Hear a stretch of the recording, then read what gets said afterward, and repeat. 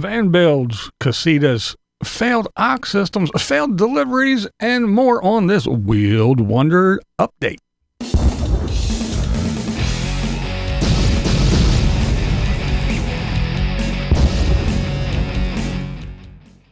All right, don't forget tonight, 7 p.m. Eastern time. Come on over for the live stream. We're going to talk about all kinds of stuff. We'll do some little reviews and talk about whatever you guys bring up as well. And yeah, I'm sure the Tater and some other folks will come up. So come on over and join in and let your opinions be heard as well. Remember, tonight, 7 p.m. Eastern. All right, let's start out with Tina the Outsider. She visits Pigeon Forge and goes to the Titanic Museum. Good stuff, so go over and check out Tina the Outsider. Now, I will be leaving links below, so you can go over and check out all these fine folks. We're going to run through them really quick. And the next one is RV CampHer. That's right, our friend Marie. She shares her weekly grocery haul. Look, she's wearing a Def Leppard shirt. How can you not like her? But yeah, she shares what she gets for herself and shares a few little recipes, how she cooks that stuff that she gets living on the road. So go over and check her out as well. All right. Outdoor Gypsy. She's a solo female in a Class C. She usually does a family tradition hike with her family. But her mom, she had the flu, so she had to go do the solo hike. She lost her sister 3 years ago. She passed, so that's another reason why she had to go by herself. But yeah, she is continuing on that traditional hike. So it's pretty cool. Go over and check her out. She hikes to the top of to the rim of a crater, and she's retired military young lady. So go over there and show her some love. A little retired military solo female RVer. Go check her out. All right, then we had Endless RVing. They had an issue with their Blue Ox braking system. They have a Toad with an auxiliary braking system, which, you know, a lot of places in the U.S. they require that. If you're not, Toad is the vehicle. If you drive say a Class C or a Class A, and you tow a vehicle behind it, so when you get where you're going, you can have a vehicle. That's referred to as the Toad. And when you apply the brakes to your RV, you need something to apply the brakes to the vehicle as well. And that's what they had. And theirs failed. And they said it's not just, you know, the aux system. There's problems with all of these electronic type systems. Now, they were driving down the road, and a passerby, I think they said, if I remember correctly now, that it was a tow truck. They waved them down and said, hey, you got some problems, and smoke was rolling out of the tires of their towed vehicle because the brakes were applied. That's right, these electronic little thing. It's, you know, it sits on the floor, and it applies pressure to the brake pedal when it needs to brake. And so, yeah. So after they got flagged down, they were getting ready to pull over. They did have the tire pressure system thing that was getting ready to alert them of high temperatures. So when they got pulled over, they did check it out. And luckily for them, it didn't, you know, destroy the Toad or their RV. So yeah, they just had to replace, well, basically everything, you know, as far as pads and rotors and calipers and bearings and, you know, all that good stuff. But they do still have their Toad and their RV. So that brings me to all you RVers out there. And if you have a Toad, make sure you have some way to monitor your Toad if you have one of those braking systems. And in my opinion, the old Surge ones were probably the best. I know when we had the Sawmill, that's what our Sawmill had on. It had a surge brake, so whenever you slowed down, and the tongue would, you know, compress, and that would apply the brakes. So they were reliable. You didn't have to worry about a computer chip and everything else. So yeah, I just found that the surge type are more reliable. So but if you have one of these systems, make sure you again have some way to check it out, whether it be a camera to watch it, or definitely have your little tire monitoring system for everything. But yeah, definitely find a way so you don't lose your toad or your RV or both. And of course, we had Tater. He had his failed stone delivery. We will talk about that more tonight. So come on over and join over at 7 p.m. right here, Eastern time, that is. So please adjust accordingly. And I hope to see you there. And we will talk about that.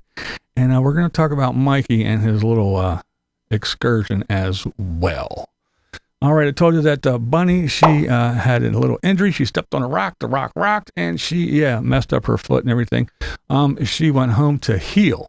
She had some travel plans and adventure plans, as Bunny usually does, but hey, shit happens, and you definitely have to go home and take care of yourself. You can't fault her for that.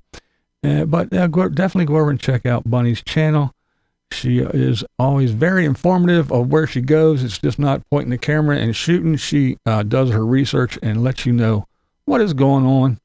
And she also gives her little tips and tricks, what she does living in a small space. Well, she does have a home base, but when she's traveling, she lives in her small space, and how she, cooks and stores things and all that good stuff. So go over and check out my buddy Bunny from BunnyPlaysHere. All right, then we have Live Screw. Live Screw is learning what it's like to deal with the Tater fans.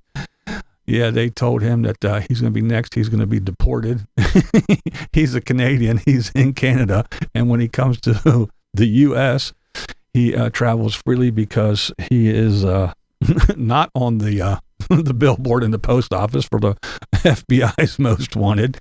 So he can travel freely. But yeah, it's funny.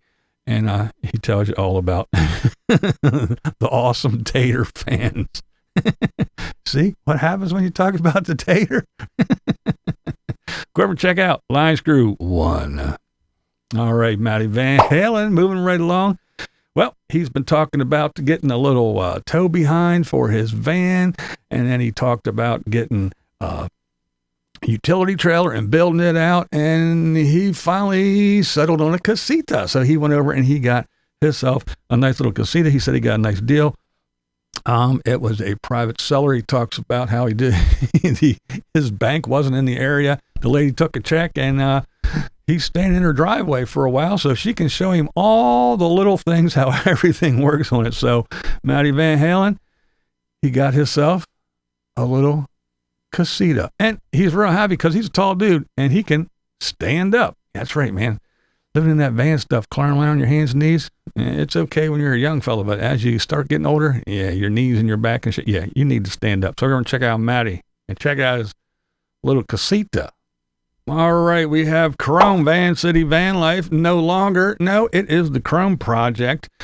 He wrapped up the van build. It is all done. He said goodbye to Andy and all the other crew at Vancini and the wrap place and all that. And he was getting ready to leave and hit the road to head home. But the little dog, the new one, the little female pup, her and Chrome were messing around, Mitzi. And she sprained or did something to her leg, paw, or whatever. So yeah, the trip home was rerouted, and they stopped at the vet and got some x-rays and got everything looked at, checked out, got some meds, and they are hitting the road. So yep, it's all said and all done.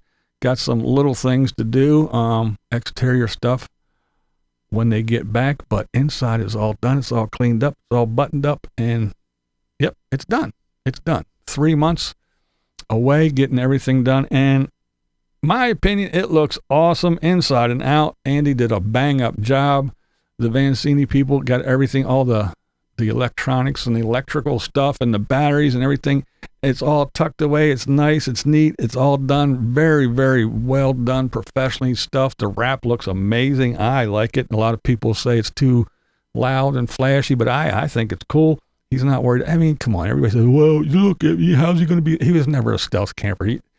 The old van, it was giant. It had the ladders and there was stuff on it, and then you put the stuff on the windows. You could tell that somebody was in that thing all the time when it's parked along the side of the road. So, and Crum himself said he was never really worried about the stealth aspect of it all. And he definitely isn't stealthy now. That's for sure. But yeah. And that's it. So that's a quick little wrap up of what I've been watching and what the Wheeled Wonders are up to. It is quartzite time, RTR time, and all that good stuff. So I will be watching and reporting on that. And of course, we'll be following the Tater and Mikey and some other folks. So again, come over tonight, 7 p.m. Eastern, right here for the Blind Views live stream. We're going to have some fun. We always do. This is Blind Views, and that's the way I see it. What we do here is go back.